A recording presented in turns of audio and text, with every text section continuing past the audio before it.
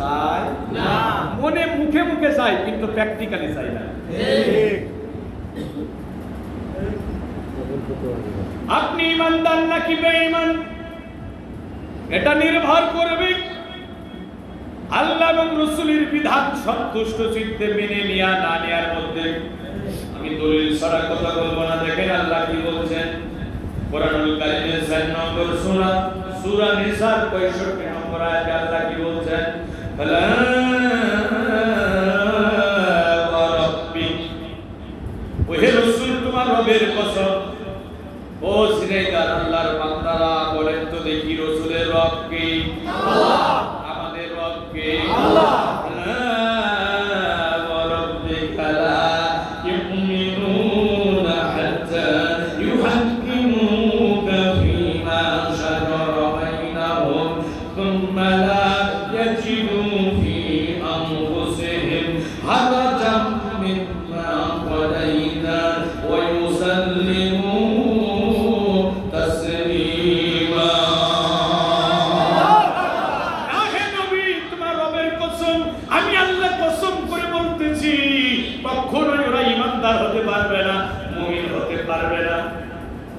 আল্লাহ কি স্বাভাবিকভাবে বললেন না কসম করে বললেন? আল্লাহ নিজের সত্তার কসম করে বলছেন। আয়াতের ওয়েট কত, গভীরতা কত, যদি জাতির মানুষ বুঝতো তাদের কপাল খুলে যেত। এই আয়াতের গভীরতা। আল্লাহ নিজের সত্তার কসম করে বলছেন। আমি আল্লাহ কসম করে বলছি, এই আব্দুর রহমান তুমি ইমানদার হতে পারবে না, এই হাসান আল মামুন তুমি ইমানদার হতে পারবে না ততক্ষণ পর্যন্ত যতক্ষণ না জীবনের সব জায়গায় আমার রাসূলের ফয়সালা সন্তুষ্ট চিত্তে মেনে নিতে না পারবে। যেন তেন ভাবে না, কিভাবে? আর বলেন না কেন? সাল্লিমু তাসলিমা, মানে সন্তুষ্ট চিত্তে, মনের উপরে জোর করে না। মেয়েটার এমনি একটা ছেলে পছন্দ আছে, এখন বাবা একটা ছেলের থেকে বিয়ে দিচ্ছে, কয় যদি আমার পছন্দের ছেলের সাথে বিয়ে না করে আমি আত্মহত্যা করে মরব। এখন মেয়েটা মনের উপরে জোর করে বাবার পছন্দের ছেলের সাথে বিয়ে করছে। বিয়ে ঠিকই করছে কিন্তু মনের উপরে মন চাই না, জোর করে। আল্লাহ বলছে এভাবে আমার রাসূলকে মানলে হবে না, আমার রাসূলকে সন্তুষ্ট চিত্তে মানতে হবে, তাহলে ইমানদার হতে পারবে না। ভাই একটা বক্তব্য মাথার ভিতরে ঢোকা। এখন বলেন তো, রাসূলের বিচার ব্যবস্থার কথা বললে, কোরআনের আইনের কথা বললে অনেকের চেহারা কালো হয়ে যায় না? নামাজের ওয়াজ করলে কারো মন খারাপ হয় না, রোজার ওয়াজ করলে মন খারাপ হয় না, হজের ফজিলতের কথা বললে মন খারাপ হয় না। আর যখন বলি জমিন আল্লাহর, আইন চলবে আল্লাহর, তখন তারা চেহারার দিকে তাকানো যায় না।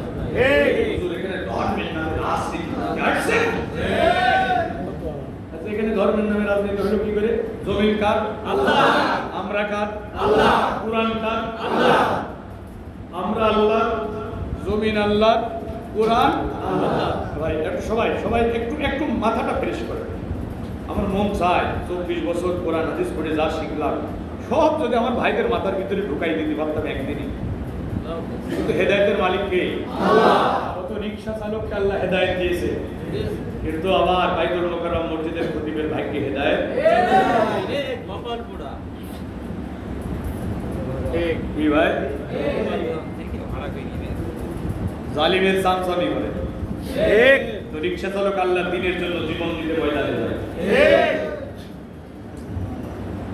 আর মাদ্রাসায় বুখারী শরীফ পড়ায়, তাফসীরে বাইজাবি পড়ায়, ওই ভাইকে ইমাম জুটলো না, অথচ অটো চালকের ভাইকে ইমাম জুটে গেল। আসলে বাস্তবে তাই আছে কিনা? রাসূলের চাচা আবু তালিব 45 বছর বুকের ভিতরে রাখলো, ভাইকে কালেমা জুটলো না, অথচ ফারসের সালমান শাহর ফারসি হাবশি গোলাম বেলালের ভাইকে কালেমা জুটে গেল। সুবহানাল্লাহ বলবেন না? সুবহানাল্লাহ। ভাই আমার হাতে হেদায়েত নাই, হেদায়েত কার হাতে? আল্লাহ। আমি চাইলেও পারবো না, তবে আমি আমার জায়গা থেকে সর্বাত্মক চেষ্টা করছি আপনাদের বোঝানোর জন্য। আল্লাহ আমাকে যতটুকু যোগ্যতা দিয়েছে। হে ভাই, জমিন আল্লাহ, বান্দা আল্লাহ, কুরআন আল্লাহ। তো আল্লাহর জমিনে আল্লাহর বান্দাদের মধ্যে আল্লাহ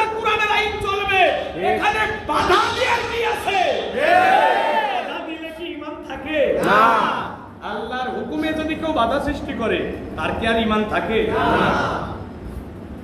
কিভাবে কিভাবে করেন আপনি ভাই? আমরা তো আমাদের বাপ দাদাদের আইনের কথা বলি না।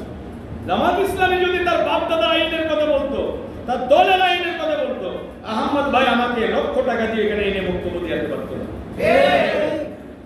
আল্লাহর কসম, আমাকে যদি কোটি টাকার চেক দেওয়া হতো আর বলা হতো যে জামাত ইসলামের পক্ষে একটা বক্তব্য দেন, আমি জীবনে বক্তব্য দিতাম না। জামাত ইসলামের কথা বলছে এই কারণে, জামাত ইসলামী বাংলাদেশে দেশে আল্লাহর কোরআনের আইন প্রতিষ্ঠার জন্য করে। কোরআনকে ক্ষমতায় নিয়ে যেতে চায়, জামাত ইসলাম কোনো ব্যক্তিকে ক্ষমতায় নিয়ে যেতে চায় না। ভাইরা আমার, খুব ভালো করে শুনেন, তাহলে কোরআনের আইন এই দেশে প্রতিষ্ঠিত হবে, এটাকে আপনারা চান? রাসূলুল্লাহ যেভাবে রাষ্ট্র পরিচালিত করেছে ওইভাবে আমাদের দেশটা পরিচালিত হবে, ওই কায়দায়। যেভাবে সালাত আদায় করছে রাসূল, ওইভাবে যেমন সালাত আদায় করছি, রাসূল যেভাবে রোজা রাখছে ওইভাবে যেমন রোজা রাখছি, রাসূল যেভাবে রাষ্ট্র চালিয়েছে আমাদের রাষ্ট্রটা ওইভাবে চলুক, এটাকে আপনারা চান? কোরআনের আইন দিয়ে আমাদের এই দেশটা চলুক, কারা কারা চান একটু আপনারা বলেন। এই হাতগুলো তুমি কোরআনের মিছিলে কবুল করে না। আমিন। ভাই, আমি কার আইনের কথা বলি? আল্লাহর সাথে দুশমনি নাই তো? আচ্ছা, এবার আসে, আল্লাহ বলছে যদি তুমি কোরআনের আইন না চাও, রাসূলের ফয়সালা যদি সব জায়গায় মেনে না নাও, আমি আল্লাহ কসম করে বলছি ঈমানদার হতে পারবা না। তাহলে কোরআনের আইনের পক্ষে থাকা না থাকার উপরে নির্ভর করবে আপনি ঈমানদার নাকি বেঈমান। আপনি রাসূলের উম্মত নাকি আবু জাহেলের উম্মত? রাসূলের উম্মত হবে যারা, ঈমানদার হবে যারা, আল্লাহ জমিনে আল্লাহর দ্বীন কায়েমের জন্য কাজ করবে তারা। সরাসরি কোরআন থেকে দলিল নেই, আল্লাযীনা আমানু ইউকাতিলুনা ফী সাবিলিল্লাহ। আল্লাহর জমিনে আল্লাহর দ্বীন প্রতিষ্ঠার জন্য সংগ্রাম করে তারা। ঈমানদার যারা, আল্লাহর জমিনে আল্লাহর কোরআনের রাজ কায়েমের জন্য লড়াই করে তারা। সূরা নিসা ৭৬ নম্বর আয়াত, বাড়িতে কোরআন পড়ে দেখেন, আয়াতটা বের করেন, বাংলা তরজমা কোরআন এখন ঘরে ঘরে আছে না? আল্লাযীনা কাফারু ইউকাতিলুনা ফী সাবিলিত তাগুত। কাফের যারা, বেঈমান যারা, তাগুতের আইন প্রতিষ্ঠার জন্য, বিজ্ঞান আবিষ্কারের প্রতিষ্ঠার জন্য লড়াই করে তারা। আমরা খারাই চাই, আমরা যেহেতু ঈমানদার, আমরা যেহেতু রাসূলের উম্মত, আল্লাহর আইন ছাড়া কারো আইন আমরা চাই না। রাজি আছেন তো? ইনশাআল্লাহ। এ ভাই, আচ্ছা, এখন আল্লাহ রাসূলের আদর্শ ভালো লাগলো না, রাসূলের বিচার ফয়সালা ভালো লাগলো না, ভালো লাগে না অনেকের, আছে না? একটা দুটো হুজুর দর সকাল বিকাল নাস্তা করে, মাথায় টুপি মুখে দাঁড়িয়ে ওদের পিঠে লাগাও বাড়ি, আছে না? নাই? এখন যেই মরে গেল, এখন যেই মরে গেল, এখন তার লাশটা যখন কবরে শোয়া দেওয়া হচ্ছে, মাওলানা রেজাউল করিম ভাই, এই যে মসজিদের ইমাম সাহেব লাশটা কবরে শোয়ানোর সময় একটা দোয়া পড়ে কিনা ভাই? কি দোয়া?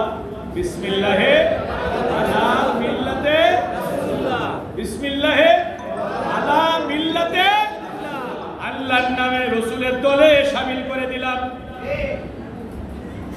আল্লাহর নামে কার দলে? আরে বলেন না কেন? বিসমিল্লাহে আলা মিল্লাতে লালন ঠাকুর, কার্ল মার্কস, লেনিন, মিল্লাতে আল্লাহর নামে রাসূলের দলে দিলাম। এখন আমরা তো দিলাম, ইমাম সাহেব তো দিল, রাসূল নেবে তো? এখন প্রশ্ন হলো, রাসূল নেবে তো? রাসূল যদি না নেয়, বাঁচার কি উপায় আছে? আমি আপনাদেরকে বলি, দুনিয়াতে নৌকার পিছনে মিছিল করেছেন, ধানের শীষের অফিসে গিয়ে যদি চা খেতে চান, ধানের শীষের ভাইরা কি চা দেবে? না। কথা বলেন না? নৌকার পিছনে মিছিল করে করে ধানের শীষের অফিসে গেলে কি বিএনপির ভাইরা চা দেবে? না। জামাতের দাড়িপাল্লার পিছনে মিছিল করে নৌকার অফিসে গিয়ে যদি চা খেতে যান, আমি লীগের ভাইরা কি আপনাকে চা দেবে? না। এই দুনিয়ায় একটা দলের পিছনে মিছিল করে আর একটা দলের অফিসে চা পাওয়া যায় না। এই দুনিয়াতে একটা আপনি রসুলের আদর্শ মেনে চলেন নাই, রসুলের আদর্শ প্রতিষ্ঠান আন্দোলন সংগ্রামে অংশগ্রহণ করেন নাই। এখন আমরা আপনার লাশটা যতই কবরে শোয়াইয়া কুয়া করে রসুলের দলে দিই না কেন, আল্লাহ রসুল তোমার এই মরা লাশ গ্রহণ করবে না। ভাই ওয়াজ তো একটা ছোট্ট মানে মাথার ভিতরে ঢোকালে অল্পই যথেষ্ট।